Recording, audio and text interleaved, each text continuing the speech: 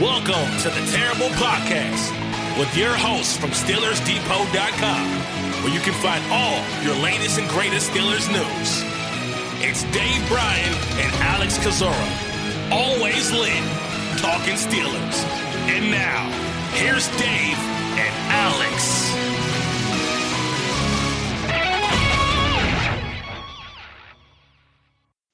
Welcome to the Terrible Podcast, Season 12, Episode 20. He's Dave Bryan. I'm Alex Kozora, SteelersDepot.com. Thanks for being back with us for this Wednesday, September 8th show. And Dave, according to my rough calculations, we're on our 1,176 of TJ Watt contract watch. That is literal math, 49 days since the start of training camp. And that's the rough math and counting there. And man, I'm just anxious to get this thing done because it's just been a wreck on Twitter the last 24 hours, and obviously week one just days away here against the Buffalo Bills. Have a lot to talk about. Have a great guest, Matt Perino, on the show today talking about the Buffalo Bills, but obviously the focus of today's episode will be on one TJ Watt and hopefully on one contract extension that is yet to occur.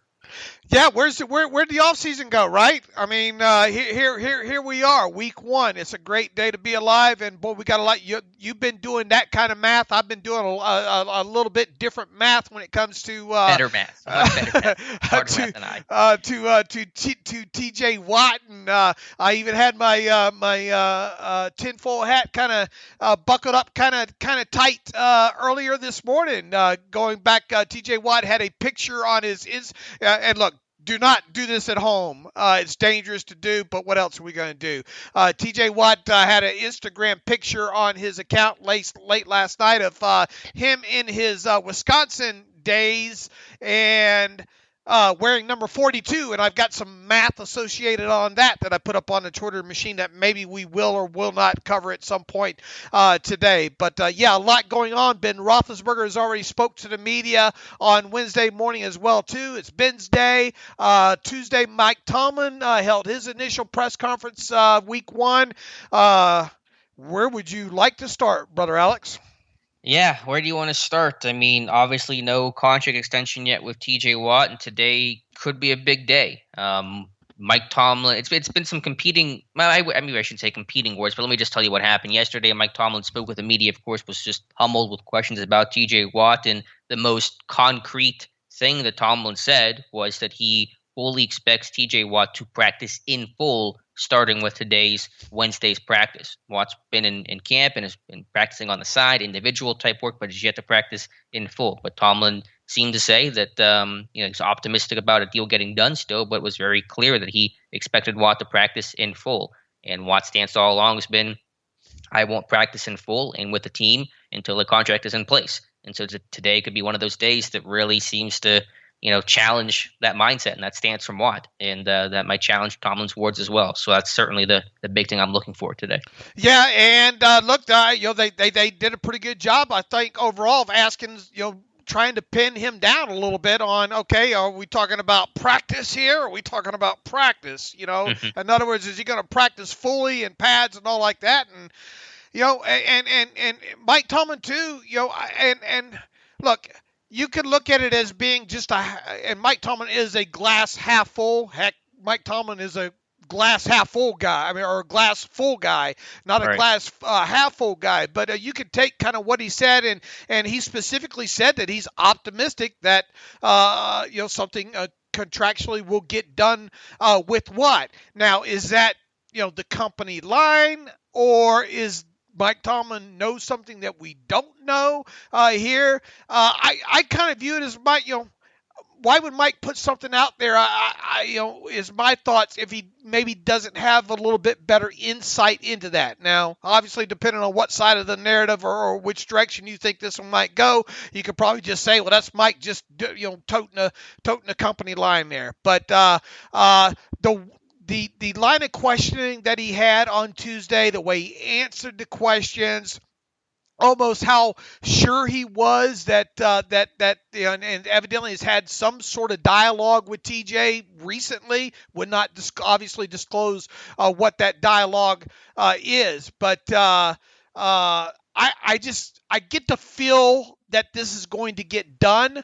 Is it going to get done before practice takes place on Wednesday, which will be pretty soon here? Mm-hmm. I don't know. I will tell you this, and I think I've told all you guys in direct messages all along. If he doesn't have a deal, today, then what would change with his thoughts on practicing fully? That's my thought on it, and I think you kind of have take away from Mike Tomlin is that it just feels like he's kind of pushing this along here, saying Right. that Watt will practice, maybe not knowing really sure if he will, just kind of putting the pressure on the player there. But I have a feeling it will happen. I'm not so sure it'll happen by the time practice starts. And within that, I got to be honest, Alex, I'll be surprised if he practices fully if he does not have a deal signed. I would be too, because his stance has been the opposite. And that was the question that I had asked throughout this entire time. I was fine with him not practicing in full back in early August, but I said, what happens if this thing drags on until the 11th hour? Is Watt going to keep up that stance? And if so, understandably so, but that's going to impact, obviously, his conditioning and readiness and overall those types of things for week one. So today's a big day in that regard. And Tomlin obviously made that statement very clearly that he expects Watt to practice, but he did not say that he had that conversation with Watt or Watt told him that. He just said that. We don't know what the basis of that conclusion was from Mike Tomlin. So, yeah, today's a big day to watch that practice report and what happens with TJ Watt. Look, have we reached a point yet that even if he was if the deal's done right now and he's out there on the practice field today, have we already reached a point where TJ Watt's probably not going to play, more than, I don't know, put it out there, 75%, 80% of the total defensive snaps on Sunday?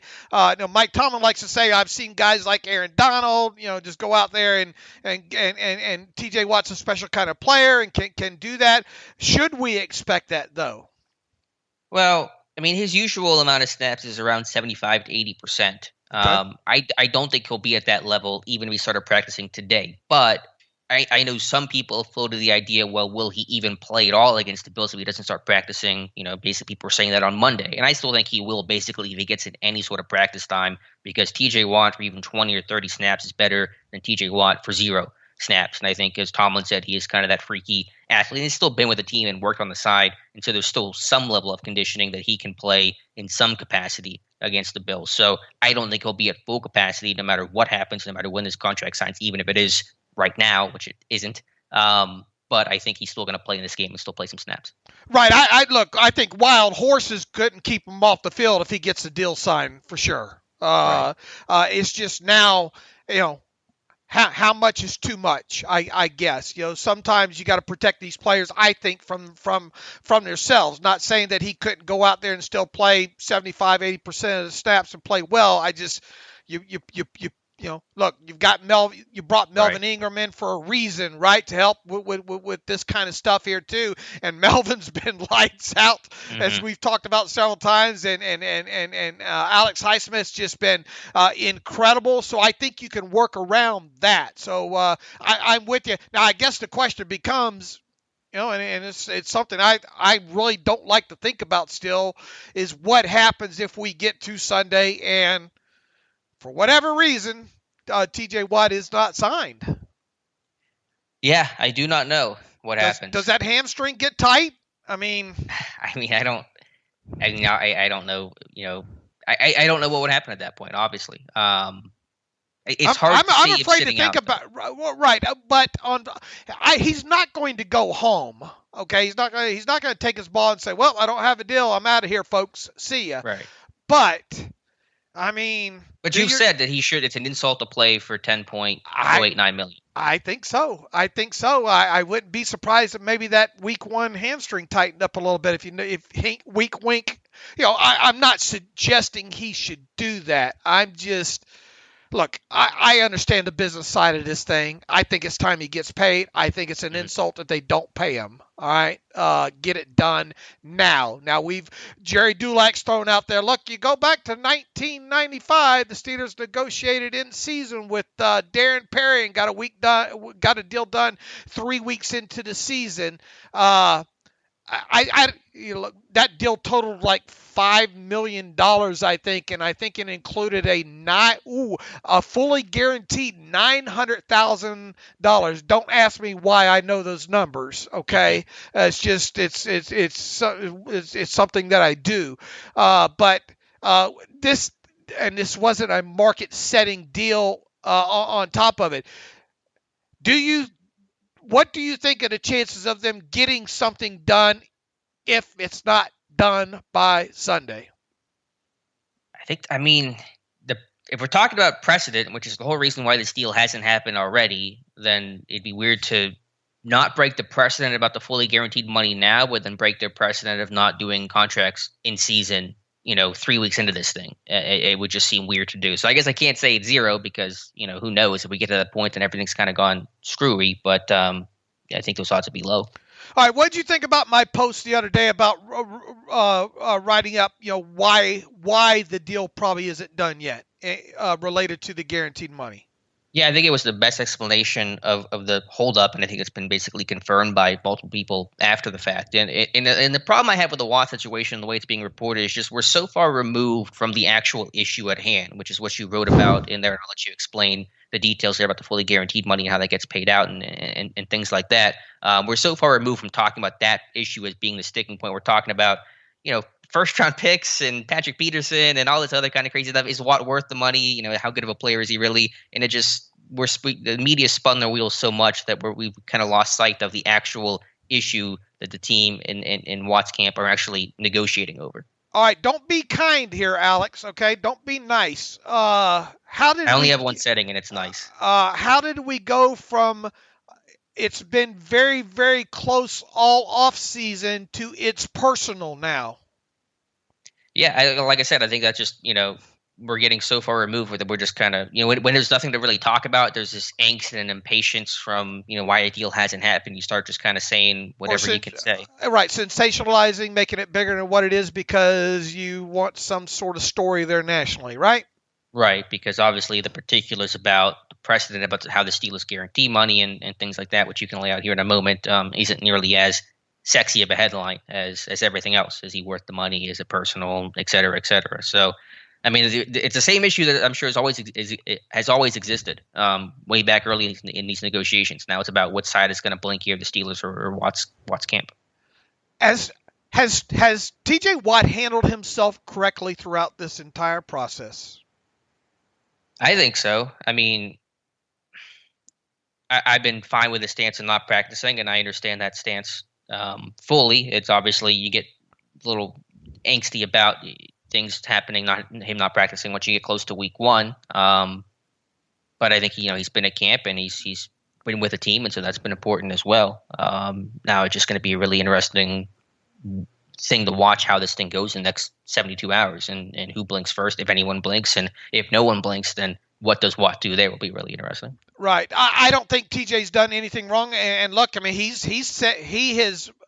like it when they don't talk, get wordy about contract negotiations, especially these kind of things. Let us speculate about it, but you don't have to deliver us any information and talk about how much you're aiming for. I think TJ's done a good job of kind of keeping quiet about that and saying, I'm letting my agent handle that.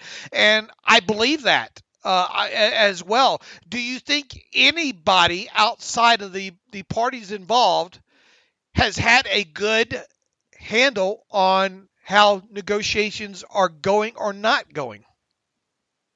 We hadn't heard a lot about the actual negotiations until really everyone just piggybacked off of what you wrote, which is kind of funny to see about what the actual sticking points were. So there hasn't been a whole lot of information on there, I guess, until very, very recently. Again, I just want to make clear, I don't feel like anyone's in the wrong here, where Watt's in the wrong or the team's in the wrong. They just have two different stances on how the contract should go.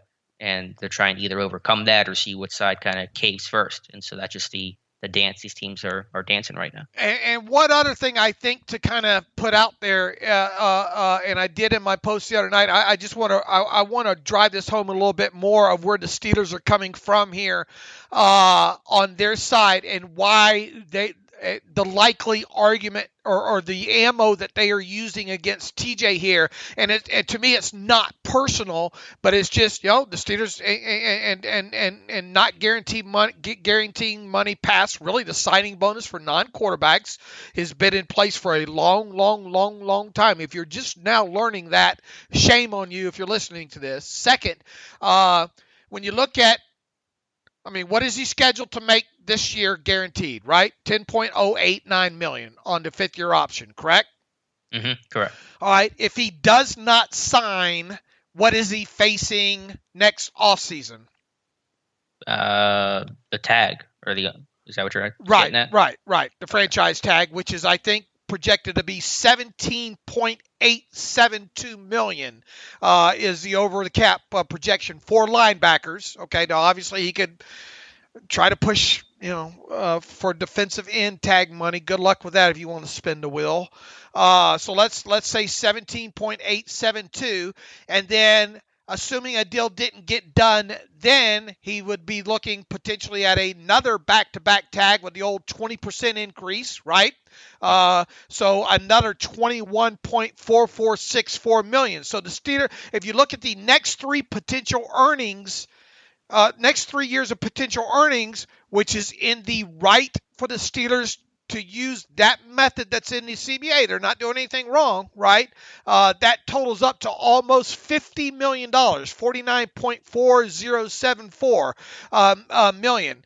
The Steelers' side of this will probably be, look, you can spin the wheel and see if maybe you can get all 49 that way, which we're probably willing to give you as long as you stay healthy, or you can take this $50 million in 2021 via base salary, signing bonus, roster bonus, and there it is. And then nothing else guaranteed past that. However, we're going to treat you real fair with the cash flow. It's going to be right where you want the cash flow to be. There'll be a roster bonus next March that's going to further tie you to us that you almost and surely are going to get. Do you understand? Have I made it more clear of how the Steelers are trying to negotiate this and why really, and excuse my French here, they sort of have TJ Watt and his agent by the short and curlies? Yeah, they do. You just have to look what happened with Le'Veon Bell's situation, and you referenced that in your post about very similar sticking point. And obviously, Bell never caved and ended up, not playing under the tag the second time around. So I think the Steelers don't even have to explicitly say what you just said because Watt's agent and camp knows that. The Steelers just went through this thing. So if I'm, again, I don't think anyone's in the wrong here, but if I'm Watt's camp, I understand the Steelers structure isn't fully guaranteed the way that it would be ideal for the player, but it is so close to being virtually guaranteed that I would just take that money. I just don't think it's worth the headache and the risk of turning that down and playing year to year and risking health and production and all those kinds of things to walk away over such a small discrepancy between the virtual guarantee and the literal fully guarantee, if that makes sense. Right, and it does to me specifically. It does, and I think over the years you've developed a greater knowledge of the kind of the inner workings of this. And look, I don't envision these negotiations being that intense, to be quite honest with you. It's probably at the point that it's over there laying on the table, and. If you want to go ahead and play for $10.089 million this year, have at it.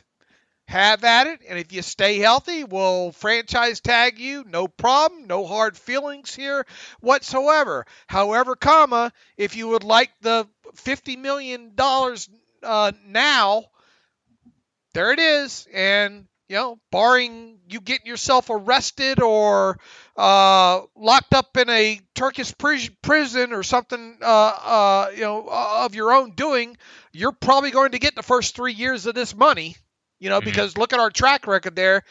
If you're TJ's agent, it looks bad to take the L against the Steelers here, but get in line. Yeah, and doesn't it look worse to just not get the deal done in general? Right. Ask a decent Bakari, right? And the whole Le'Veon Bell's agent there.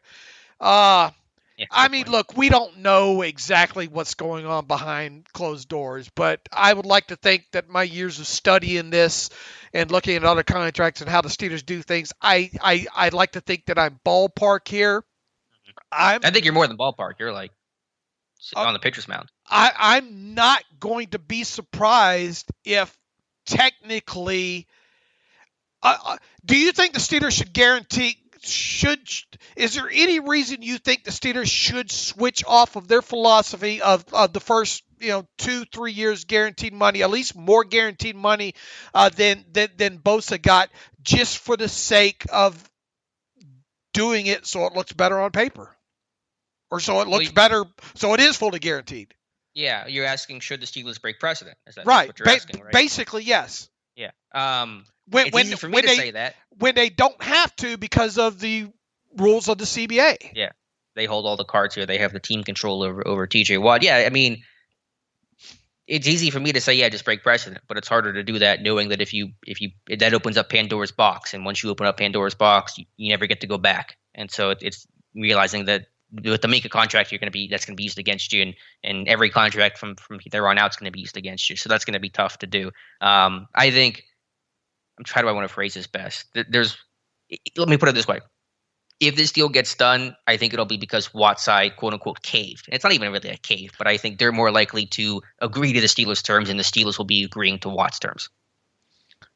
I have tears running down my face, Alex. That sounded so great coming out of your mouth. I've done such a good job. My job, Miyagi in this my job is done here. I'm gonna ride off in. I'm just gonna ride off into the. No, please don't leave. Because for the next contract, I'll be out the seat. No, I think you hit it. I think you got a good grasp. And look, I mean, we've talked about this.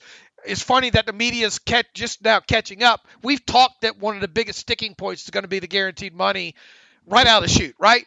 Yeah, we knew that that's why, like you said, I think these negotiations are not as intense as people make it out to be. It's just been each side knows where their stance is. It's now just about who's going to blink first, if anyone's going to blink. Right. And look, as this thing gets into the 13th hour, 11th hour, whatever hour here, 1,176. There you go. I will not be surprised if, like you said, if Watt's side blinks, takes the 45 to 50 million. That's a lot of money, man. Yeah.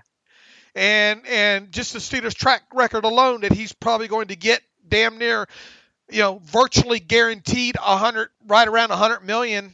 Or at least the first 3 years, and more than likely the first 4 years, as long as he stays healthy there. I mean, that's a heck of a thing to turn down, just to go year by year, knowing that the Steelers are going to, did anybody learn a lesson from Le'Veon Bell? He becomes more susceptible to the bad side of the business if he tries to play the tag game here. Shame, and it's not shame on TJ Watt. It's not shame on the Steelers. It's not shame on TJ Watt's agent. It's shame on the NFLPA for letting this tag stick around, man. As long as the Steelers had the ability, had the use of the tag, you get what you get, man. And I won't be surprised. I won't be surprised if like you said, kind of on paper, TJ Watt takes the L here, even though he's going to get a fair deal.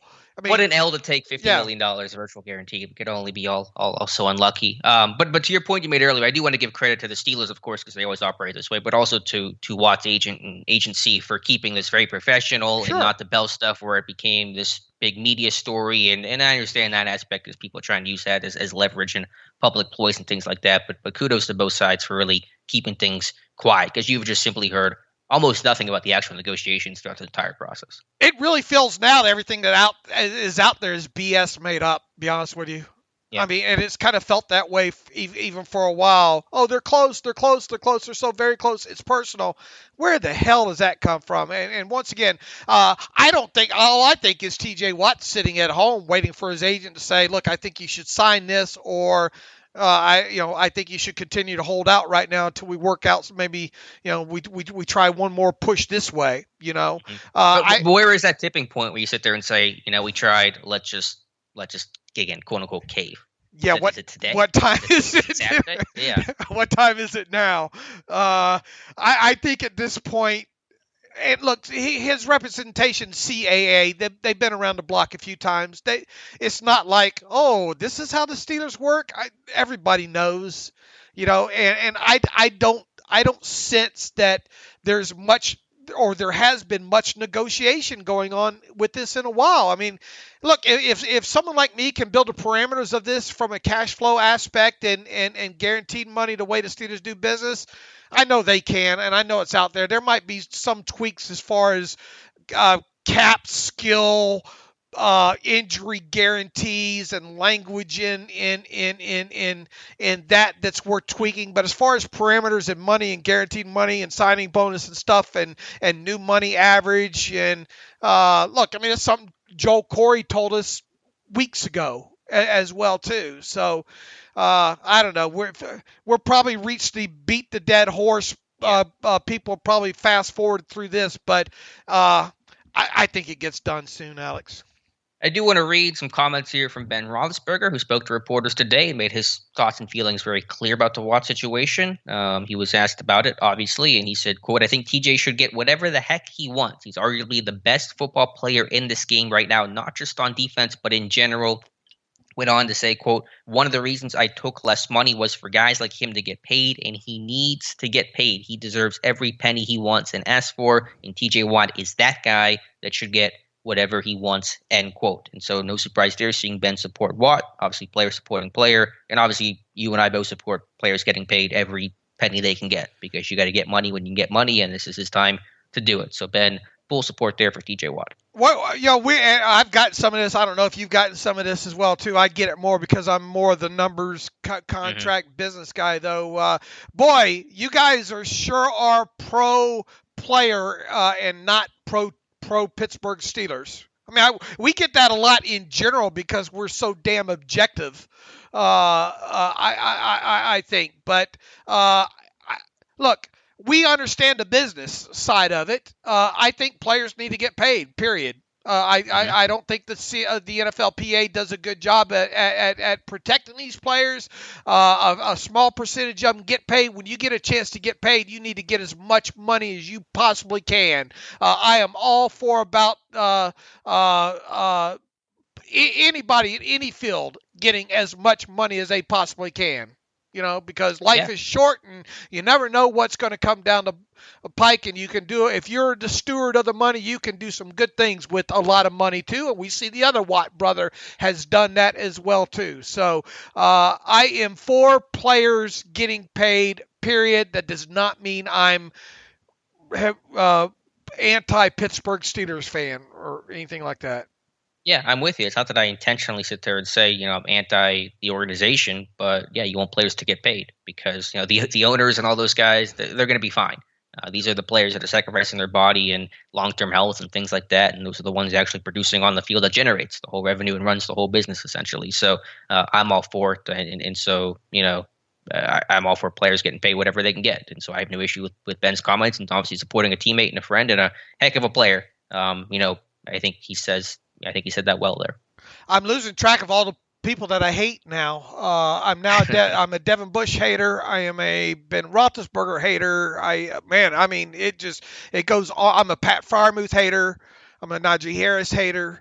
I'm losing track. How many people do you? Yeah, your list of players that you hate is probably a lot shorter than mine. But all right, Mike. What else did Mike Tomlin have to say once he got past all the Watt questions? Yeah, past all that. I mean, that was the bulk of them, and I understand. I mean, I'm not mad that he was asked, a million times about TJ Watt there. Let's see. I think it's just funny that all the stuff that it produced, all the national and local, just the garbage that's out there right now. Yeah. But go ahead. Sorry. No. And I'm just thank you for I think being.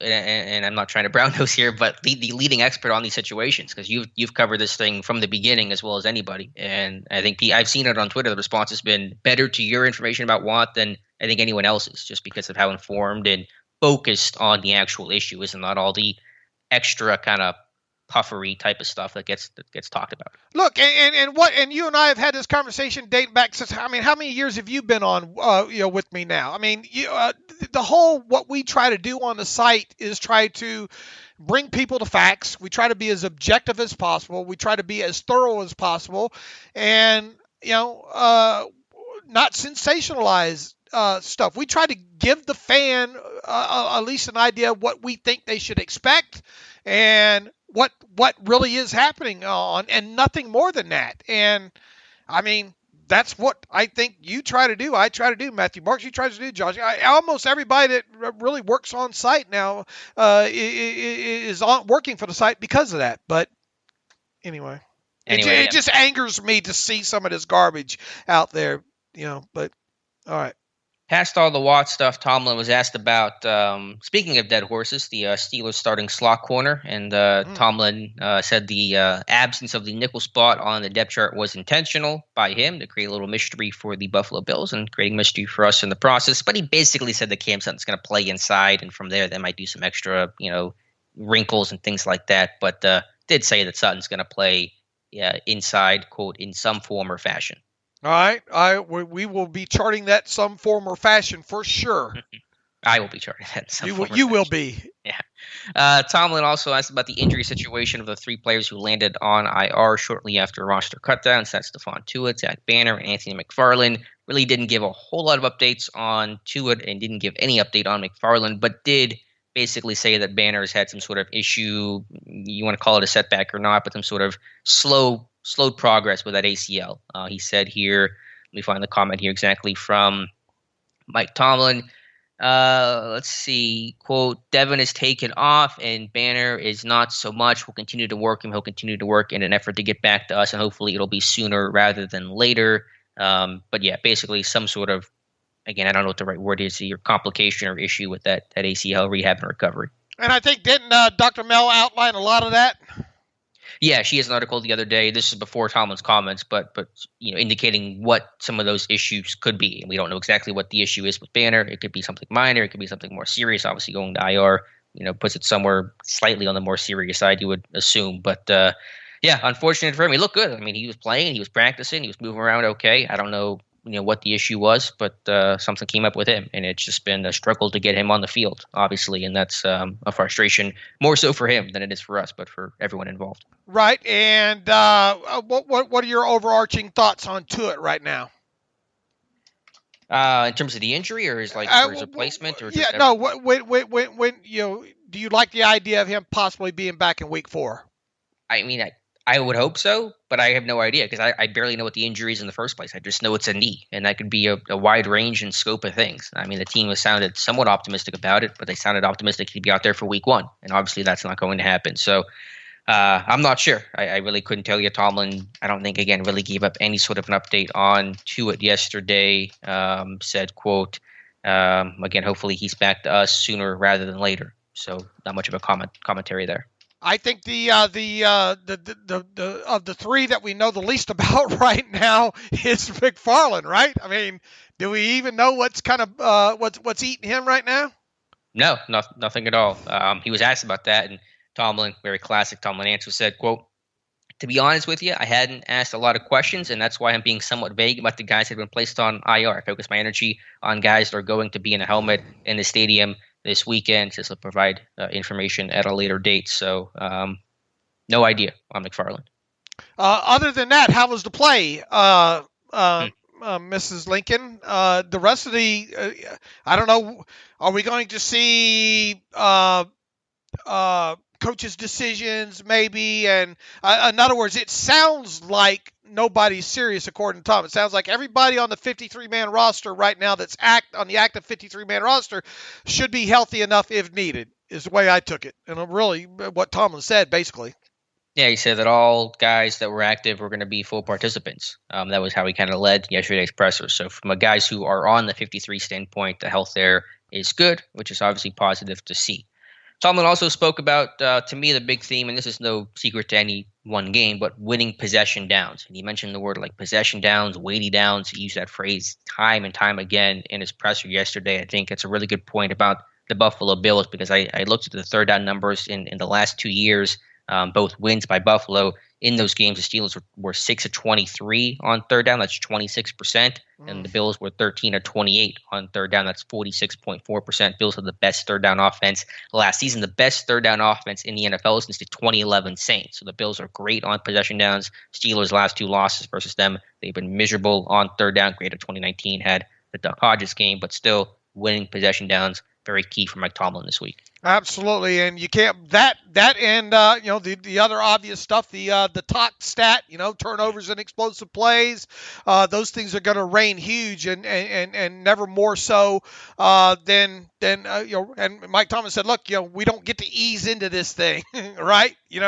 And he's right. They do not get to ease into this thing this year. And you and I have talked, or at least I've had a mention on my terrible take once or twice this offseason. I think we talked about it the other day as well, too. And I think you even, or you did write an article about it here. If the Steelers beat the Bills on Sunday, you've looked at the data. You've gone back through the old tape. You know what's happened during Mike Tomlin's career dating back to 2007. Undoubtedly, I think this is the best Week 1 victory for Mike Tomlin of all time. If the Steelers beat the Bills. I think it'd be right up there. I currently have the best Week 1 win for him was 2010, the overtime win 15-9 against the Falcons, and that was Dennis Dixon. It was an ugly game for sure, but there was no Ben because he was suspended. They were starting Dennis Dixon, and they came with a victory. So that's the reason why I put it in the top spot. But if you beat Buffalo at Buffalo, being the underdogs, and rightfully so, then it probably becomes the number one Week 1 win for Mike Tomlin. All right, Mike Tomlin. Joe Schobert wants to see. I forget how he said it. A bigger, not sample size. Complete sample size. Oh, there you go. Complete sample size. Yeah, we can't wait to see that as well too. And as I put in that post, I mean, really, you could say the same thing about Devin Bush, right? Because Devin Bush played 10 more snaps than Joe Schobert did during the preseason there. And it's not like we don't know who Devin Bush is at this point, but do we really know who Devin Bush is post, week 6 of last season injury? And you wanted to get him out there running around during the preseason. You wanted to get him on the field there with Joe Schobert during the preseason. You did that, but did you do that enough? And I'm interested to see the large sample size of those two playing together. And what a great way what a great sample size to get against an opponent like the Bills right out of shoot, I think. And the question is, who has the completer sample size? Who will be playing more snaps, or will they play equal snaps? Will there be dime packages? Will there be just one off-ball linebacker? And if so, who will it be, Joe Schobert or Devin Bush? My guess right now is Schobert, but we'll have to wait and see. So be, among other things, charting, who is going to be the every down linebacker, or will they both play? Will the team just not play dime defense, and will they just play nickel and have those guys out there for every single snap? We'll see. All right. What else did Mike Tomlin say that worthy of talking about? Anything? I think that was about it. I do want to give Tomlin a lot of props for a very, very classy gesture to open things up, talking about Tunch Ilkin, who obviously passed away this weekend, and just what he meant to him personally, and the Man Up initiatives and programs that Tomlin's been a big part of for many, many years now, I think dating back to 2013, 2014, and just kind of making sure to take time to recognize and acknowledge Tunch there for a couple minutes to start his presser. Absolutely. That was fantastic, and made sure to get the quote out there that every time he'd asked Tunch how he's doing, Tunch would say, better than I deserve to be, mm-hmm. And that's just the kind of person I think you get the sense that Tunch Ilkin was. So it was nice to see him open up with that for sure. All right, some transactions to talk about, right? Yeah, Steelers were busy yesterday, shuffling around the practice squad, and you have the list of transactions here. I need to pull it up here, and I want to make sure I get every single name. Yeah, just the practice squad. Henry Mondeau circling back, and talk about the 4 protected players. Yeah, so the Steelers officially signed Henry Mondeau to the practice squad, who was released after the team traded for Akella Witherspoon. Team also signed 2 new names to the practice squad, Tyler Vaughns and Delonte Scott. Vaughns, receiver out of USC, Scott, edge rusher out of SMU. Both kind of interesting guys. Scott had a good career to end his Mustangs career. Rico Bussey, who was kind of a camp darling briefly, was placed on a practice squad, injured reserve. And the 4 protected players yesterday were Henry Mondeau, Kevin Rader, Jalen Samuels, and Cody White. Had some people asking me, and I saw you as well, why Carl Joseph was not protected. I'm not sure if if they didn't protect him because they plan to promote him to the 53 later this week, so they just didn't feel the need to protect him now, or what the case is there. I found that kind of curious, and I don't have a great answer for it at all. In fact, I have zero answer why they didn't protect him. My thought was if they're going to promote him to the 53 before Sunday, then there's no need to protect him, because if some team tried to poach him, they just would promote him then. I guess, too, isn't it Saturday that the week 1 players, the vested players, become fully guaranteed? So maybe you wait until after Saturday to put Carl Joseph on the 53, so he's not fully guaranteed salary. I guess, but what's his salary though? I mean, it's but I mean, a lot. You can shuffle him back and forth if need be. Protecting him now wouldn't change that. Wouldn't prevent you from. Right. I'm surprised they didn't protect him. What I'm getting at. I think a lot of people are as well too. I mean, especially if you're going to promote him, why wouldn't you protect him? I mean, are you that worried about losing Cody White to somebody? Well, I think the idea is, if some team tried to poach Cody White, you wouldn't promote him because there's really no room for him right now. But you plan to promote Carl Joseph, and so if some team did try to come and poach him, you would just promote him tomorrow or whenever he got poached. You know what I'm saying? And so there's no need to protect him because you're going to promote him no matter what. Right. I don't know. We'll see. Who do you? I mean, there's no reason to promote Kevin Rader, right now. Right, that's why you protect him, just because you don't have any intention to promote him. So you're protecting him so you can't lose him, and also because you can't promote him or won't promote him if some team did try to come and snag him. All right, you're not gonna promote Cody White, I wouldn't think. What about Henry Mondeau? Yeah, he could be. Now, you get into the question of promotion versus elevation of the expanded 55 or actual 53. I'm saying promoting literally by putting Joseph on the 53 and releasing somebody in a corresponding move. But we'll see. Both options are on the table. But in terms of elevation, Mondeau could get elevated. Maybe Sam, I don't know. Yeah. Jalen Samuels, I wouldn't think I mean, to me, I wouldn't think that you would elevate him. Yeah, I mean, you don't have to elevate too. You don't have to elevate anybody. And so it could just be I think maybe you elevate just Mondeau and that's it. That's kind of my expectation, but we'll have to see. Well, don't you want to dress 40? I suppose if you didn't promote up to 50. In other words, the roster's at 53. You can have it expand to 55 if you want. But even if you expand it to 55, you can only dress 48 if you dress 8 offensive linemen. So I guess the question is unless there was somebody that you wanted to absolutely dress on Sunday, there's no need to elevate them unless you was going to dress them because you'd be using up one of their elevations. However, if you signed Joseph off of the practice squad, did not use an elevation on him, and did that after Saturday, then you could obviously dress. I guess what I'm trying to do the math here is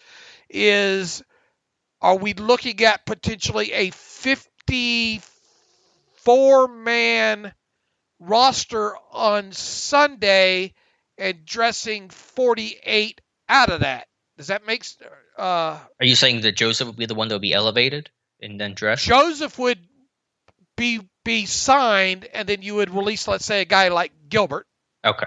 All right. Okay. So you're still at 53. Got it. And then promote Mondeau as 54, still dressing, because you would maybe want to dress Mondeau, so that would leave you with 6 inactives, correct?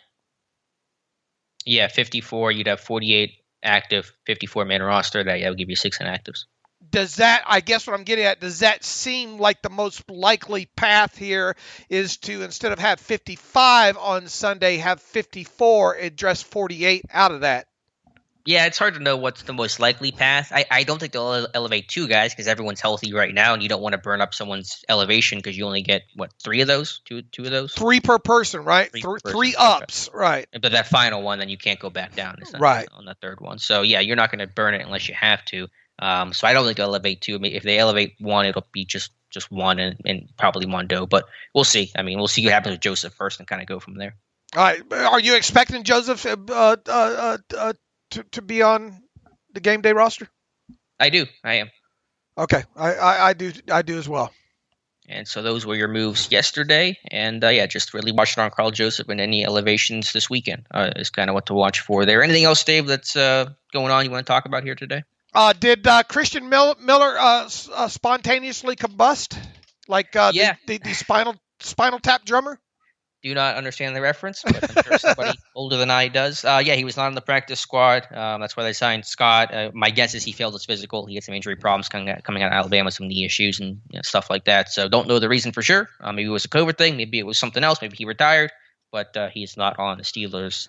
I hesitate to say anymore because I don't know if he ever technically was a Steeler. But he never technically was. He never came across the official NFL sheet that he had been signed. So thus there's no release of him either. So I'm with you. I don't know. Maybe it's COVID related. Maybe it's physical. We don't know. But people have asked that. All we can tell you is that he magically is not. It did not happen for whatever reason. Exactly. So that's the news there. So I think that about covers it, Dave. Anything else you want to talk about here real quick? Should we talk about our sponsor before we get to our guest, our new sponsor? Sure. Yeah, let's do it. Our new sponsor here, Prediction Strike. And thanks to them for being a new sponsor of the Terrible Podcast. Tell them about Prediction Strike, Dave. Yeah. Alex, have you ever heard someone say, I've had stock in this player since day one? Well, now Prediction Strike makes that a real possibility. Prediction Strike lets fans get closer to the game than ever before by buying shares of the players they love and really truly believe in. When the athletes perform well, when they grow into their potential, their stocks rise, and so does your portfolio. So it's just like online trading, except with players. So you can own a share of Najee Harris, of Ben Roethlisberger, or TJ Watt right now. Where's his stock at? Is it up? Is it down? Where do you? Ask me in about 3 more hours. Get in now on TJ Watt is probably the advice to.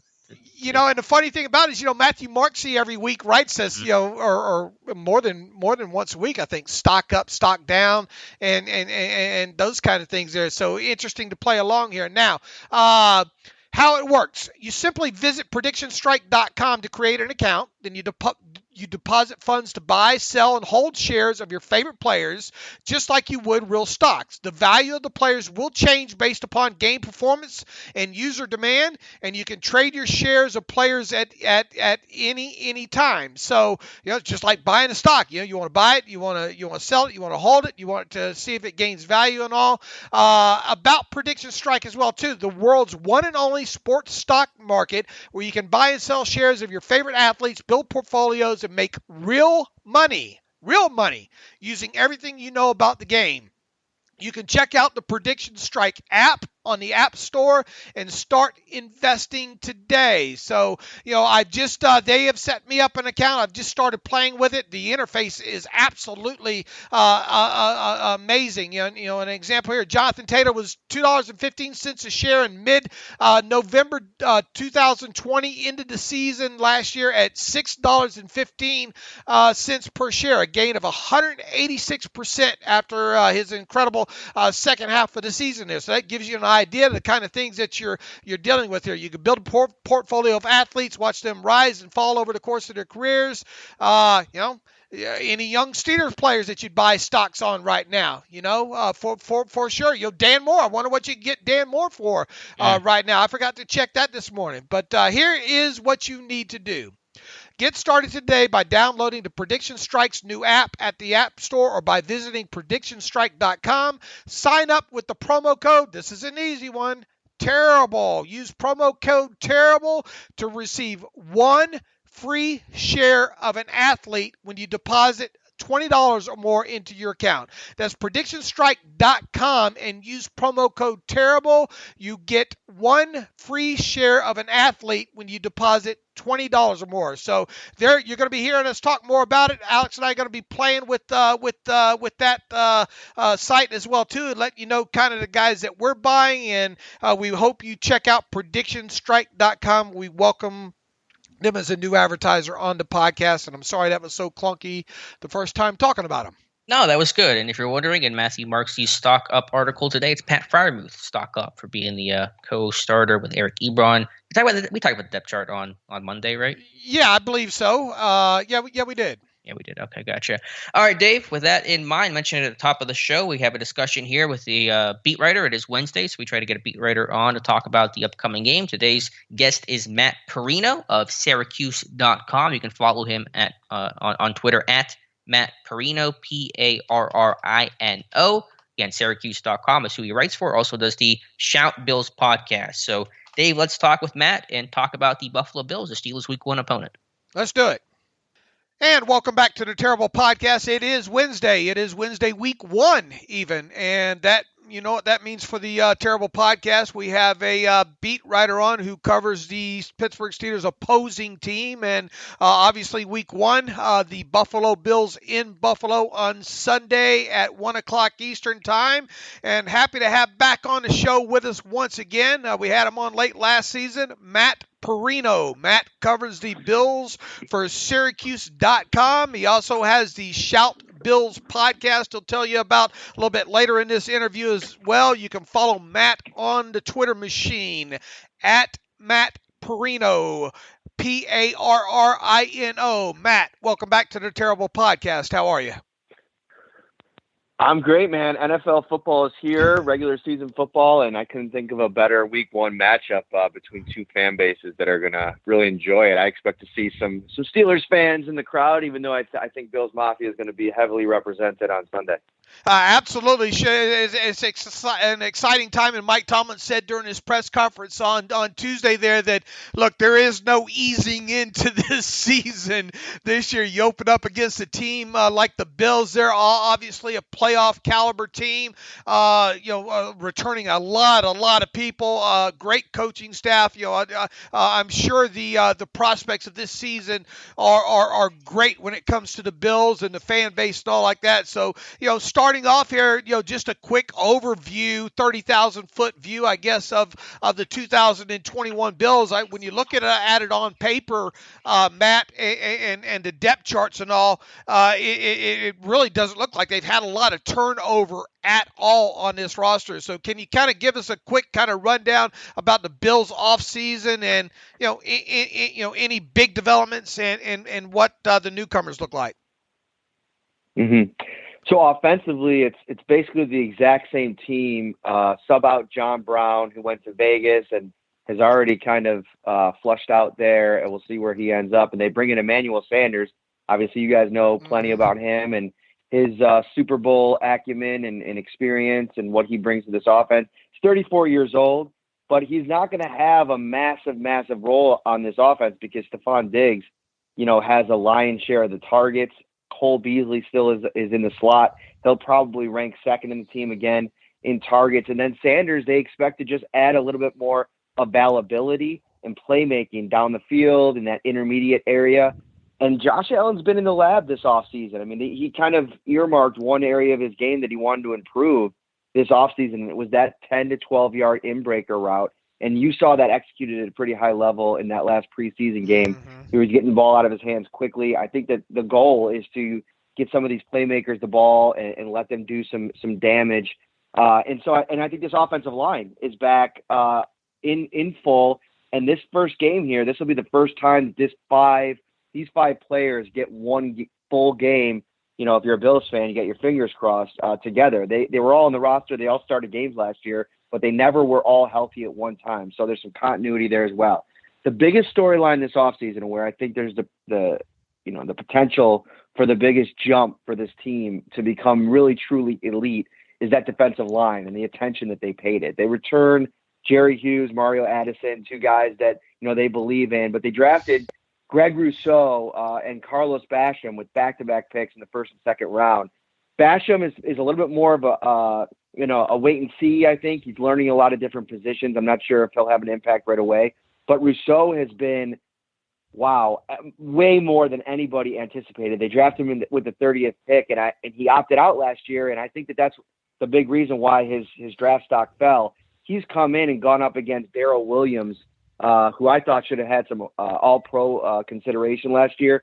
Throughout training camp, the preseason, Rousseau has been winning consistently. He's got size, length, his get-off at the line of scrimmage. I mean, he looks like he could be a real promising pass rush prospect. And then, they get Star Lotulelei back in the middle of their defensive line. He was out last year. And then the back seven is all the same. I mean, this is basically the fourth year now for Tremaine Edmonds, Matt Milano, Trey White, Taron Johnson, Levi Wallace, and then the safety duo of Micah Hyde and Jordan Poyer. Matt, I'm a big believer that offensive and defensive units, they don't stay the same. They either take a step forward every season or they take a step back. How would you when you look at each of the units, offensive and defensive units, would you say the offense is took a step forward during the offseason or a step backwards, and the same with the defense? I would say a step forward. I mean, I'm expecting for the offense, and I know that that's kind of dangerous to say because of how historic a season it was for this offense last year.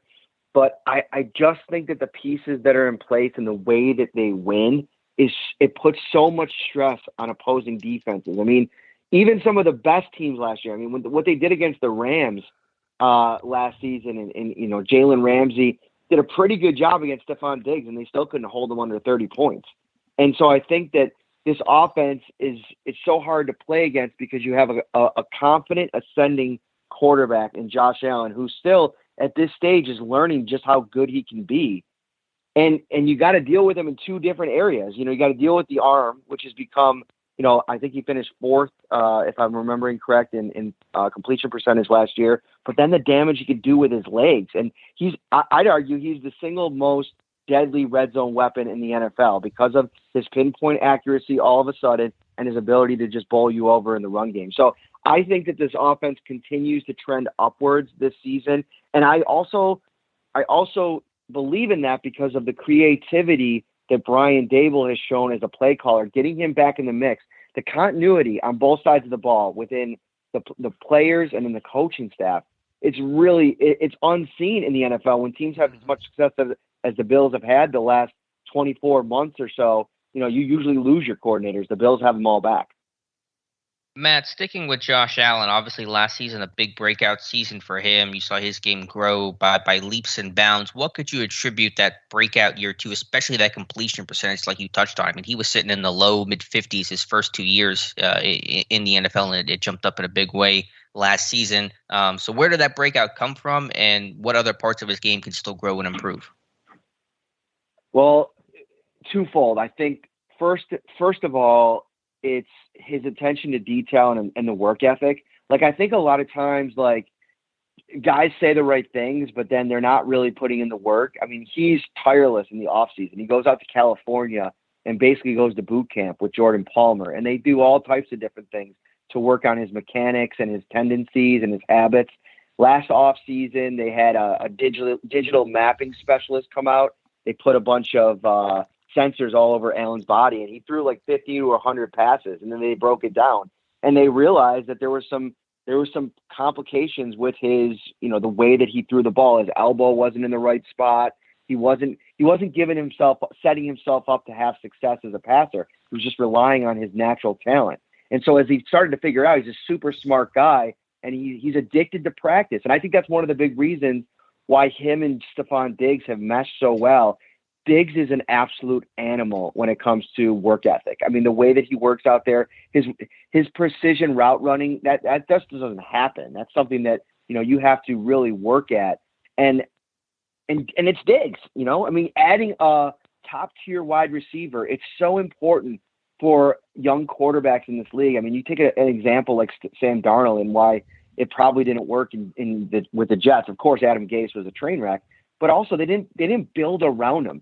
every move that the Bills have made, Brandon Beane and Sean McDermott, since they drafted Josh Allen, has been in line with trying to build around him and insulate him and protect him and put players around him that are going to do that. And Diggs, he's the ultimate weapon for Allen because he gets instant separation, which at a time when Josh was developing, he still had to kind of, he needed a little room for error. You know what I mean? And so to get that early separation, I think that allowed Josh Allen to just grow in his confidence because he didn't have to fit it into tight windows because Stephon Diggs was doing a lot of the hard work. And I think in a lot of ways they kind of met in terms of, how Josh Allen was developing and what Stephon Diggs brought in this offense. So, yeah, I mean, there's a lot of different factors to it, but I think it's just about the hard work and the attitude. That's the most important piece, and he never stops working. Right. You mentioned a lot of returning starters for this Bills offense, a couple of new pieces, Emmanuel Sanders, one of them, also Matt Breida signed this offseason. What's his role going to be in this offense? You have Devin Singletary, you have Zach Moss. It appears like they've run some sort of, pony two running backfields with Breida being used in space and utilizing that speed. What is going to be maybe his role for week 1 in this season? Yeah, it's really, really interesting how they're going to do this because a lot of what Breida did with, the jet sweeps and stuff in the preseason, I felt like he was filling in for Isaiah McKenzie. So when McKenzie gets back and he's already practicing, he's ready to go. He's going to be their kick and punt returner. And they love using him as kind of a decoy, moving him all over the line of scrimmage and different formations. I don't know what that means for Matt Breida. I know that right now, if you're asking me how this backfield stacks up, I got Devin Singletary as the top running back, and that's who they have on their depth chart as well. Then Zach Moss and Breida are kind of it's going to probably be a week-by-week situation, like matchup-oriented. This week, I kind of expect to see Moss and Singletary, but I wouldn't be surprised if they want to use Breida and try to get some of that speed against a very physical front seven for the Steelers. I mean, traditionally, we'll see how that looks in week 1. But I think that Breida's going to be a matchup-oriented guy, and they could do a lot of things with him. I think that they like that. But I think because of their numbers on the defensive line and at receiver, I'm not sure they're going to be able to dress 3 running backs every week because they also dress Tywan Jones, who's technically a running back, but he's their gunner on special teams, one of their standouts, named a captain as well. So we'll see. I think Breida's role will evolve as the season goes along. Matt, with this continuity on offense and obviously the coordinators and all like that, and I know there are some things, from practice that you can report on, some things that you can't, but where have you maybe seen this offense kind of, tweak, and we saw during the preseason the thing that kind of the Steelers should be, I think, the most worried about. And look, teams are vanilla during the preseason. Everybody knows that. But the way they went empty in that one game and just threw the ball down the field, I mean, it's really, really scary there. But this is also an offense that should be able to run the ball effectively as well, too. What kind of maturation, I guess, or tweaks have you kind of seen offensively throughout this offseason, at least that you can report on? Right. Yeah, so I think one of the big things that stood out in preseason and camp has been how comfortable the running backs, particularly Devin Singletary, have felt in their roles. Like, I think one of the big storylines in the offseason for Bills fans was, all right, how are we going to get a run game? How are the Bills going to get a run game? And I don't necessarily think that the run game was all that bad last year. I just think it was a group of people, running backs and offensive linemen, that didn't have an identity because the identity became the quick-hitting pass offense, that up-tempo, spread them out, move the ball down the field. And then the running game just kind of got left behind a little bit. But I think Singletary realized over the offseason, he put on some size, he put on some muscle, and he came in and realized, I'm going to treat every rushing attempt, carry, touch like it's the last one I'm going to get, and I'm going to try to do the most of it. And he's been explosive. He averaged over 6 yards a carry on 10 carries this offseason or this preseason. He had 2 touchdowns, a rushing touchdown and a receiving touchdown.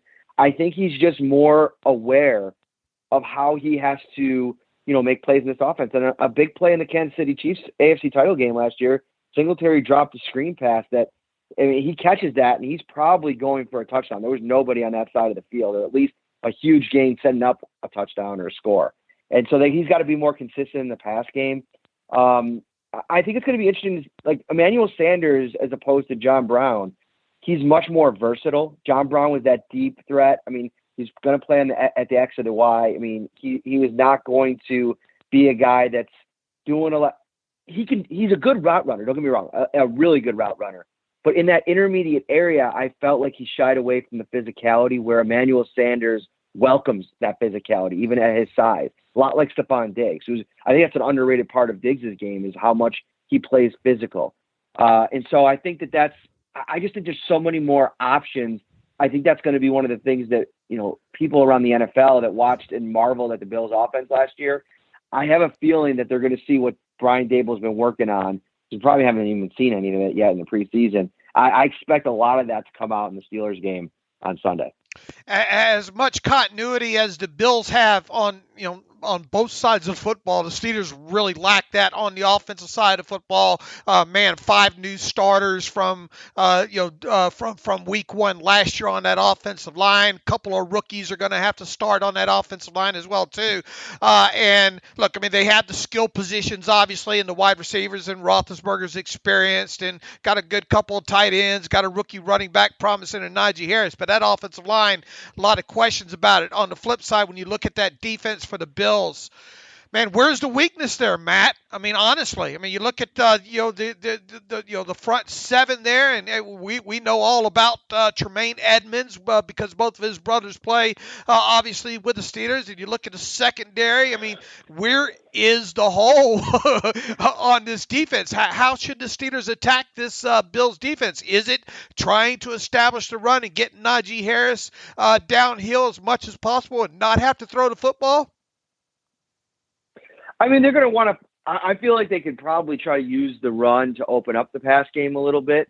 And I think if you get the Bills off balance, if you're able to run the ball a lot over the last couple of years when this defense has faltered, it's been in games where teams were able to run on them. I mean, I go back to Kansas City last year. Man, I mean, Clyde Edwards-Helaire just was gashing them. They didn't even have to throw the ball after a while. Now, they have Starr back, and he missed last year, and that was a big problem. I mean, he's a space eater. He takes on all those double teams. He allows playmakers like Tremaine Edmonds and Ed Oliver around him to make plays. So they're going to be much more stout against the run, I think. But that's the area. I mean, I think Najee Harris is a guy that has the full attention of the Bills coaching staff. We talked to Jordan Poyer about him yesterday, and he said just watching his Alabama tape, I mean, he's an exciting, explosive back that they're keying in on. So we'll see. I know that Ben Roethlisberger has a lot of weapons. I really was impressed with Pat Freiermuth and what I saw out of him in terms of what he can do in the red zone. The Bills have struggled against big tight ends that can catch the ball in the red zone in the past. So I think it's just about being consistent and being aggressive, because the problem in this game, and teams are going to face this all year against the Bills, is that you can go in with all these different ideas about how to attack their defense. But it's got to work, because you're probably going to go down early because of how much this offense is likely going to score. So it's going to be fun to see it to play out. But I also think Pittsburgh's not getting enough respect for what I think that they can kind of conjure up here. To your point, I think that there's a lot of fun ways that this Pittsburgh, even with the offensive line issues, to get. I'm a big Chase Claypool fan. I think he's a playmaker that could give their secondary problems if he gets in space. And I'm excited to see what Najee Harris looks like in his debut. To stick with the Bills defense, they've just simply overwhelmed the Steelers offensive line each of the last 2 years. Now, granted, it's a new offensive line for Pittsburgh, but just looking at Leslie Frazier, a really good DC. He's had some great game plans and schemes against Pittsburgh. What's made him such an effective coordinator for the Buffalo Bills?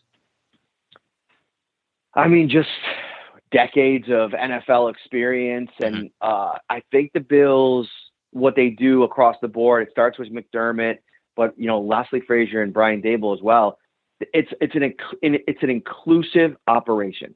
It's not this is how we're going to do it, and whether you like it or not, it's this is how I think we should do it, but how can we make it better? And it's a collaboration a lot of times. And when you have veterans in the room, guys like Jerry Hughes, Micah Hyde, and Jordan Poyer, who I know they joke about it a lot for not getting the respect that they deserve, but inside that building, there's no qualms about it. I mean, Poyer and Hyde are really valued members of that defense, and it starts at all three levels of defense. They have guys that have done it at a high level in this league. They're really great at communicating. And then Leslie Frazier has proven to be able to make in-game adjustments. And, you know, you go back to, I believe it was 2019, they got, or 2018 maybe even, my first year on the beat, and they were playing the Ravens in Baltimore, and they got absolutely smacked. I mean, it was like 47-3.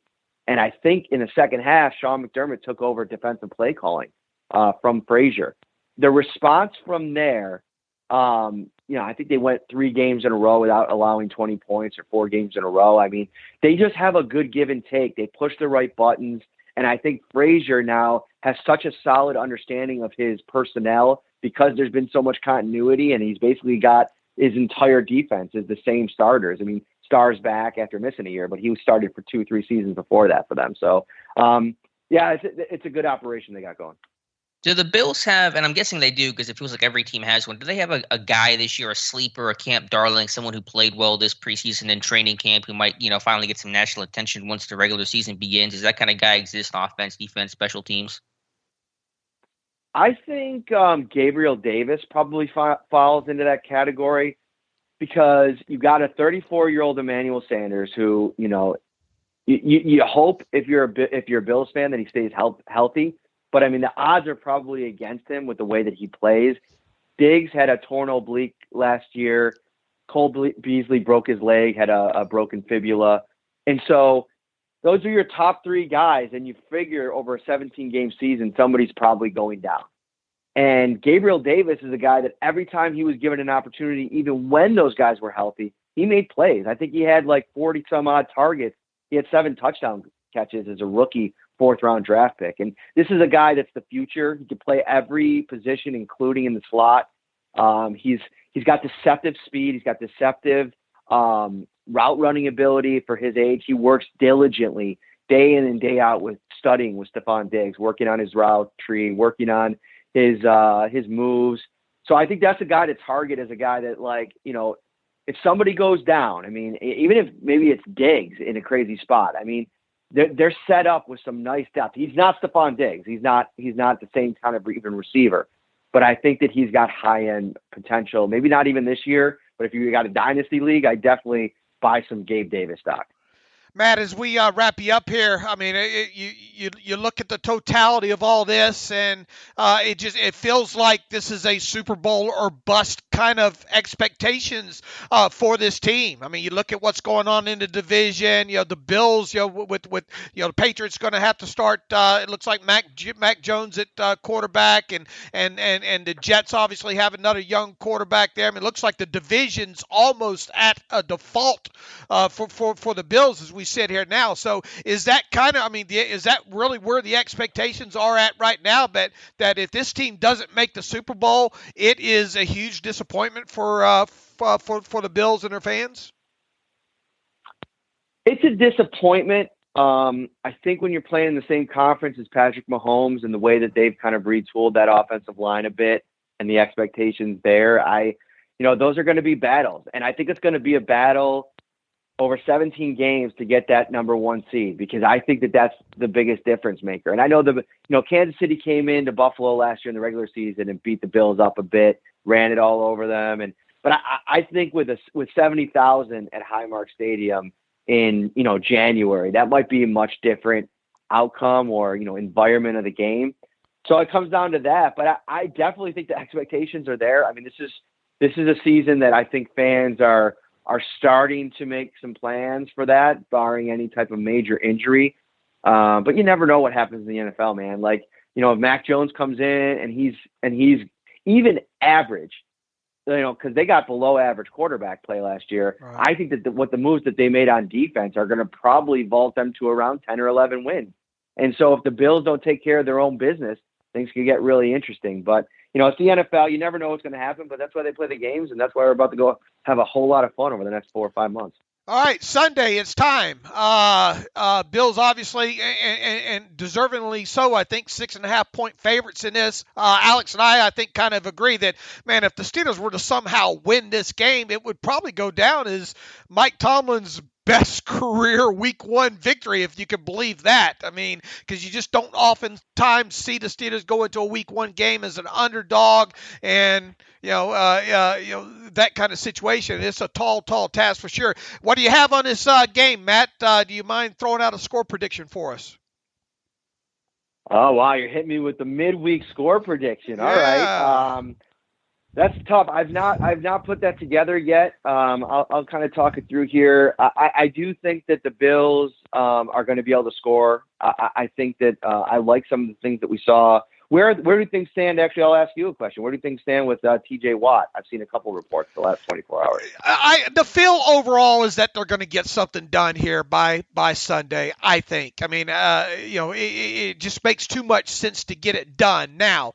He hasn't practiced, fully. Will he start practicing fully today? We'll see. I don't think you're going to see T.J. Watt play 70 snaps against the Bills, regardless of what happens contractually. But they did bring in Melvin Ingram, to kind of help mitigate that and all. But I think the feel is that they, at least for me, is that they get something done here within the next, 48 hours or so. All right. Well, to that point, Watt or not, I just do think that this scene at the stadium is going to be, it's going to be like this across the NFL. I mean, we saw what happened in college football over the weekend. I mean, getting the fans back and that noise and that, it's going to be absolute craziness. I know Ben Roethlisberger is a seasoned vet and he's going to be able to probably handle it pretty well, but I think communication is going to be tough. I think the Bills are going to score a ton of points. So I'll probably go 34 Bills, 17 Steelers. Okay, fair enough for sure. That's for sure. All right, tell people about what you got coming up on Syracuse.com and what you do on the podcast, Matt. Yeah, we got a bunch of coverage, early week coverage. We heard from Stephon Diggs and Josh Allen yesterday. I got stories up at Syracuse.com right now. He was talking about Minkah Fitzpatrick, Josh Allen yesterday, and a lot of respect on this side for what he's able to do, and they have a lot of focus in on him as they prepare their offensive game plan. And then the Shout Bills podcast, it's usually every Wednesday night. This week we had to change things up a little bit. We're going on Thursday night. We'll have a Pittsburgh Steelers reporter, I'm forgetting his name, of course, on the show on Thursday night. It starts at 7 o'clock. His name is Brian Batko from the Post-Gazette. Right. He'll be on to help preview the show. And then for me, we'll also have Adam Shine from CBS Sports. He's going to be on the show as well, do a Bills/NFL preview show. All right, fantastic. And folks, you can follow Matt on Twitter at Matt Perino. You can find that link in the post there, along with the link to Matt's work on Syracuse.com. Hey, Matt, let's try to, at least we'll try to see what the Steelers can do to help maybe us facilitate doing this again in the playoffs maybe later on this year. But in the meantime, we appreciate having you back on the Terrible Podcast, especially to preview this Week 1 game against the Bills. Thank you for your time. Thank you, Matt. Thanks for having me, guys. Take care. And welcome back to the Terrible Podcast. And again, our many thanks to Matt Perino, who writes for Syracuse.com. You can follow him on Twitter at Matt Perino and check him out on the Shout Bills podcast. Dave, really good interview. Great insight there from Matt. Boy, it's and not the first time we've had him on, and I just remember back to how good he is. And once again, we're just so blessed to have a plethora of beat writers to pull from here, and here's to hoping that maybe in the playoffs we get a chance to maybe talk to Matt again. But I think the film study that I've done, and obviously we've got a lot of articles coming up on SteelersDepot.com, so I don't want to ruin everything. And you and I will obviously get deeper into the weeds on previewing this game on the Friday podcast as well too. This is an impressive Bills team that the Steelers will be playing right out of the chute. Are you surprised that he picked kind of the score that he did? No, I'm not, but I appreciate Matt because he certainly gave respect to the Steelers and said, they maybe to some extent are being underrated and talked up some of the talent that they have. So I think he's being objective with that. But I just, again, not to get into the weeds about the Bills too much, but I put on the Packers game, the Bills-Packers game, the tune-up game last night. And I was just like, wow, I mean, the Bills looked so good in that when Josh Allen played such a good game. And that offense looks ready to go for Week 1. So it'll be a tough task for sure. What'd you think about his answer to your question about we didn't even ask about Dirty Red, Tyler Matakavich and the special teams and all like that. I think we just kind of expect that special teams unit to kind of, be pretty good once again. I forgot to even ask him about that. But what'd you think about the answer to your question about, the camp darling, if you will? Yeah, he mentioned Gabriel Davis, and he's certainly been someone who's on my radar. I mean, the guy averaged over 17 yards per catch last season. He's a big play threat. I think when John Brown missed some time, Davis stepped in as that vertical guy, had a touchdown against the Steelers. And so they're really deep at receiver. Obviously, Stephon Diggs, Cole Beasley, they added Manny Sanders, and you have Gabriel Davis. Yeah, Isaiah McKenzie, Dawson Knox may be going to elevate his game at tight end. So a ton of weapons for Josh Allen, who, of course, had a breakout season last year. So Davis, a guy you'll have to worry about. You play, single high, and these corners for Pittsburgh aren't the fastest guys in the world. So you better be able to keep up and run and play good technique against Gabriel Davis. Emmanuel Sanders, wiry strong? Is that what Mike Tomlin said? Yeah, I mean, it kind of fits. I mean, he's always, the guy's, 32, 33 and still playing. So you got to be pretty tough and, physical to keep going like that. Who has the better three, Alex? Sanders, Diggs, Beasley versus Claypool, Juju, Deontay Johnson.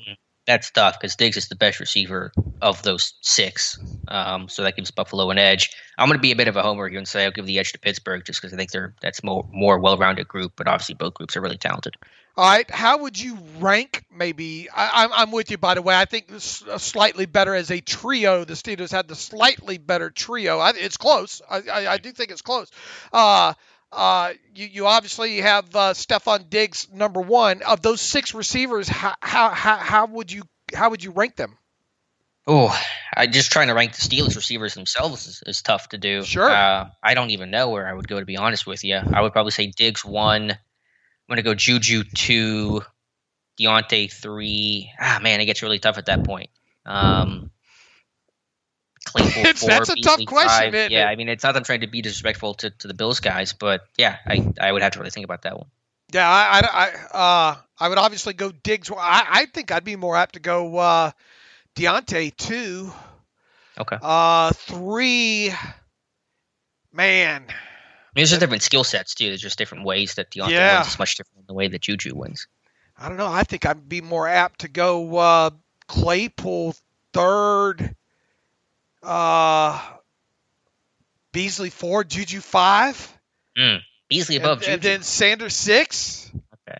I don't know, man. You need a third down. I'm looking Juju's way. Yeah, that's a good point. All right. Yeah, that's a tough question, though, isn't it? Yeah. I was thinking about that last night. All right, we will preview this game even more on SteelersDepot.com. Some great breakdowns coming your way on the site, and then once again, Alex and I will put the finishing touches on this thing on Friday as well too. Early thoughts on what else do we have coming out of that interview there? Do we have any thoughts, early thoughts on the season in whole? Because that'll get underway Thursday. Do we want to save some of that after we watch the Buccaneers? In other words, tease it until Friday and let Thursday happen? Yeah, let's just wait till Friday to kind of go through all that stuff. But yeah, next time we're talking on the podcast, football will have been played, at least regular season action. So Bucks Cowboys, that's going to be a good one. I don't think it's going to be a good one at all. I think it's going to be a blowout. But you mean blowout? Well, it's just a good one in the sense that football's back, and I'm not, I can just enjoy it as a fan. I don't have to be seriously invested in it. All right. Shall we get to some email machine questions here? Yep, let's do it and close out today's show. All right. Lou Munn says, if you could please leave a timestamp in the podcast description of when the T.J. Watt has yet to be signed discussion moves on to the next subject, I am sure others will certainly appreciate it. So Lou's tired of talking about T.J. Watt. We get it, but we got to talk about it, and did we spend probably 10 minutes too long on it today? Probably. Is there a fast forward button on the podcast machine? I mean, yeah, you can click ahead if you want to, if you don't want to listen to that part. So, sorry, but yeah, how can you not talk about it? You have to talk about it. Absolutely. Let's see here and go down to the next one. I have, if I can find a good one here. And don't listen to my terrible take today, Lou, because it's also about TJ Watt. So I apologize. And mine yesterday was about TJ Watt too. So TJ Watt overload there. Ian writes in, Dear Dave and Alex. Oh, Dear Dave and Alex _ Kozora. Your mom gave you a weird middle name there, underscore. And you're doing like the share thing. You're just Dave now. Yeah. Yep. Which expected Pittsburgh starting G are you most worried about heading into the upcoming season? This one kind of threw me here when I just looked at it. Trey Turner, Kevin Dotson, or Tristan Jerry? You get it? That's a good one. That's clever. Yeah, Jerry on the glove side. Not great. I'm going Trey Turner. Dotson I think will be good. Turner, just mobility, function in space, that kind of stuff. I think he's been physical in pass pro, and I think he'll be a decent run blocker. But just overall consistency and just moving in space and pass pro is going to be the big worry there. So you're more worried about Trey Turner than Tristan Jerry for the Penguins, huh? In goal. A little more invested in Turner's performance than I am Jerry's. I got to admit here, so I'm a little biased, but yeah, I'm going Turner. He says, thanks for all the terrific offseason, preseason coverage, particularly the punting battle among Harvin, Barry, and the punting machine. Yeah, I forgot I hang time those. Yeah, and like I said, I mean, Barry had a great summer, and so it's no surprise to see him land with Minnesota, and kudos to him. I think he'll punt well. Being inside of a dome for half the games will be nice as well, and they'll play each other week 14, assuming that Barry and Harvin stick around. We got a Watt question here. What? Todd Jensler writes in, hey, fellas, always appreciate your show. It's the most anticipated one. I seek every chance it's available. Very curious as to your take on Watt. I know it's overkill right now, but what is driving this? The Steelers being obtuse about their negotiation strategy, his agent, Watt himself. Steelers usually always pay out their contracts and take care of their own first. They did so with AB. They even honored his brother's contract, and he's been abysmal since signing, even if it is due to injury. Ben has always worked with them. Is it time for the Steelers to change how they do business? If Bell would have signed with the Steelers, he would have earned more money had a better career. Instead, he wanted more guaranteed and wasted everything. Our thoughts. He wants to know them. Well, hopefully we gave you all of them, all encompassed to pretty much everything that you asked earlier in the show, Todd. A lot of people are probably saying, get past this question. So I think that's kind of what we need to do here. Todd, let us know back via email what you thought about what we said earlier in the show about this whole Watt negotiation thing. That's the best way I can leave it, right? Without kind of recapping what we said, Alex. Yeah, I mean, at some point the Steelers will have to change their precedent. It's just a question of how long can they hold on to the old school mentality. And I guess we should mention, to beat another dead horse, Le'Veon Bell signed with the Ravens practice squad, going to be elevated to the 53 reportedly, and so he may play the Steelers this season. Week 13 is the first Steelers-Ravens game. Yeah, is he going to still be on the roster by then? That's I guess that's the big question there. Nolan writes in, guaranteed money. What are the benefits? Hello there. Love your show. You guys make being a Steelers fan a treat. Dave, I was wondering if you could explain the tangible benefits the Steelers believe they get when they don't guarantee past the first year. Does this only protect them if they need to cut a player after year one, or does it also help them be more cap flexible? Like, does no guaranteed money open up the option to do restructure easier than guaranteed money? Any other reason I could be missing? If you have Kevin Colbert truth serum, what would you say? What would he say for why he doesn't like guaranteed money past year one?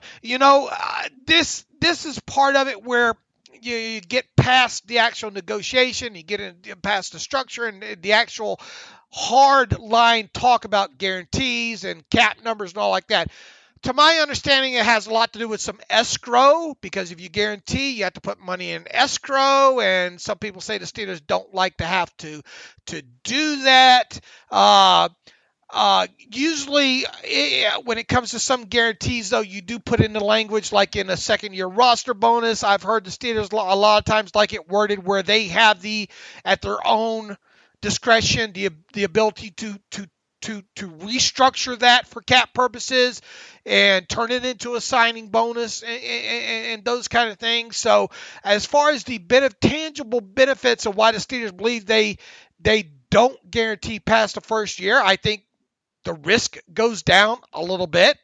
Obviously, if it's not fully guaranteed, it's not fully guaranteed. Now, there are other aspects like skill and injury guarantees that the Steelers usually do get into, and I don't want to get myself into the weeds and go further down that rabbit hole there. But there are some benefits. I would tell you that probably a lot of it, once again, might be related to having to put the money in escrow.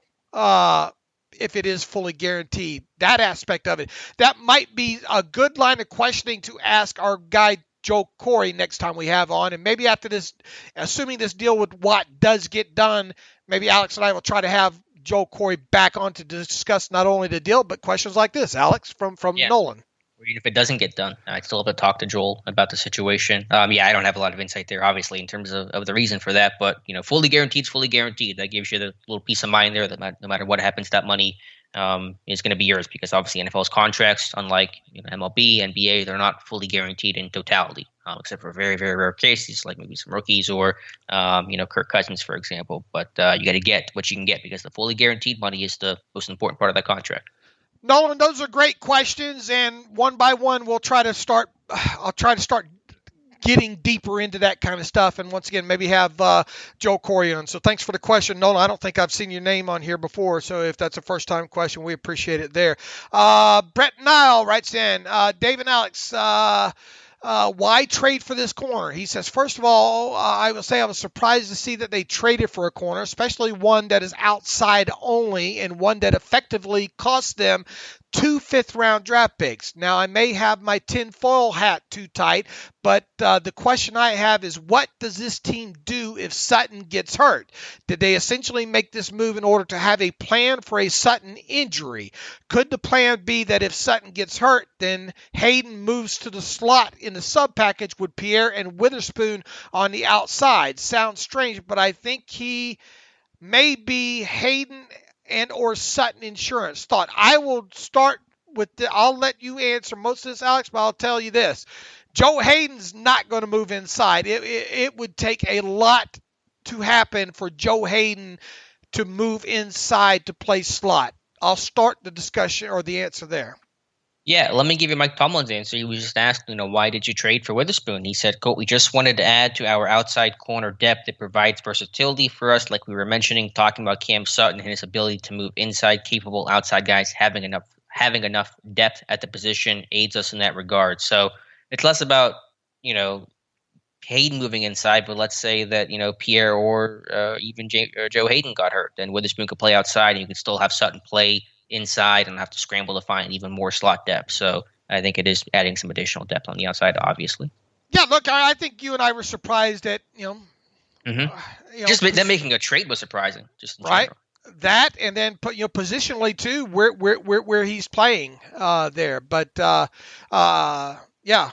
All right, Ingram, Watt, and the tight ends. This one's from the 188. Hey, guys, a comment and some questions. There was some talk about earlier in the preseason about Melvin Ingram unseating Highsmith, but maybe we should have been a little more focused on another possible narrative. The Steelers bring in Ingram to play on Watt's side in case they couldn't get a deal done. Is it possible, and I can't believe I'm even asking this, that if the Steelers don't get this deal done, they try to trade Watt and get a haul for him? He goes on to say, since Cowher took over in 1992, can it actually be that Jesse James is top 5 list of the tight ends that have played for the Steelers? We'll answer that second one. I don't think any of this was done in mind of a Watt potential trade. I don't think the Steelers have any interest in that. I don't think it's even crossed their mind about trading for Watt. The Ingram, whatever happened with Watt, regardless, they needed depth. They needed a guy like Ingram on this roster going back to the moment that Bud Dupree signed with the Titans. They needed this. Cassius Marsh, we knew that you just set yourself up for a bad time. And of course, at that time, you didn't know what Roche might be, what Jameer Jones might turn out to be, those kind of things. So I will just say that Ingram was part of the due diligence of making your outside linebacker depth chart better. End of story. Nothing else. Well said. I completely agree. It's nothing to do, when they signed him back in July, whatever the date was, they didn't think about where they beat today with TJ Watt, trading him or anything like that. It's about adding really quality depth, giving themselves good rotation, good protection against injury or whatever the case is. Nothing to do with TJ Watt's status whatsoever. Let's see. And the Jesse James comment, I didn't even understand what that was referring to.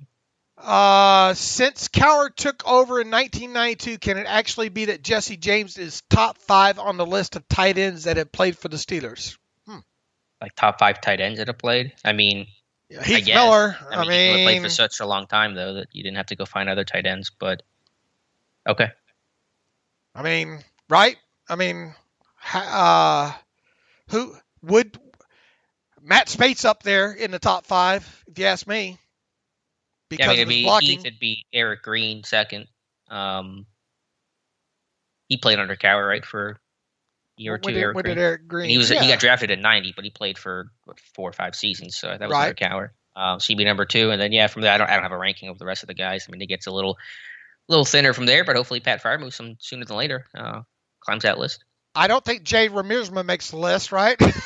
No, Ramirezma and Jeremy Tooman and all. I love the Steelers obscure tight ends: Ramirezma and Tooman and Matt Cushing and Sean McHugh, Leonard Pope, all those fun guys. Oh, Pope.